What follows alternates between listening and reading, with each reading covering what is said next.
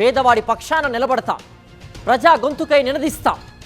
Voice of voiceless, తెలుగువారి మనస్సాక్షి, సాక్షి TV. సాక్షి TV ప్రసారాల కోసం మీ స్థానిక కేబుల్ ఆపరేటర్ను వెంటనే సంప్రదించండి.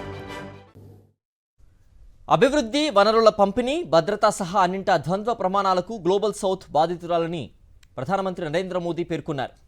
ఐక్యరాజ్య సమితి భద్రతా మండలి వంటి కీలక సంస్థలను ప్రస్తుత అవసరాలకు తగ్గట్లుగా సత్వరం సంస్కరించాల్సిన ఆవశ్యకతను నొక్కి చెప్పారు.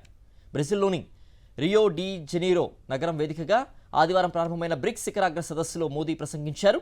20వ శతాబ్దంలో ఏర్పాటైన అంతర్జాతీయ సంస్థల్లో ప్రపంచ జనాభాలోని 3/2 మందికి సముచిత ప్రాధాన్యత లభించలేదని పేర్కొన్నారు. గ్లోబల్ సౌత్కు తగిన ప్రాతినిధ్యం లేని ఆ సంస్థలు సిమ్ కార్డును కలిగి ఉన్నప్పటికీ నెట్వర్క్ లేని మొబైల్ ఫోన్ లాంటివని వ్యాఖ్యానించారు. పర్యావరణ పరిరక్షణకు ఆర్థిక సహాయం, సుస్థిరాభివృద్ధి, సాంకేతికత లభ్యం వంటి అంశాల్లో దక్షిణార్ధ గోళ దేశాలకు కంటి తుడుపు చర్యలు తప్ప ఏమీ దక్కలేదంటూ ఆవేదన వ్యక్తం చేశారు.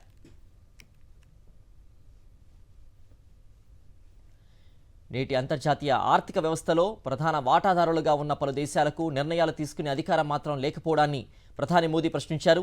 ద్వంద్వ ప్రమాణాల కారణంగా దక్షిణార్ధ గోళానికి ఇన్నేళ్లు చాలా అన్యాయం జరిగిందన్నారు.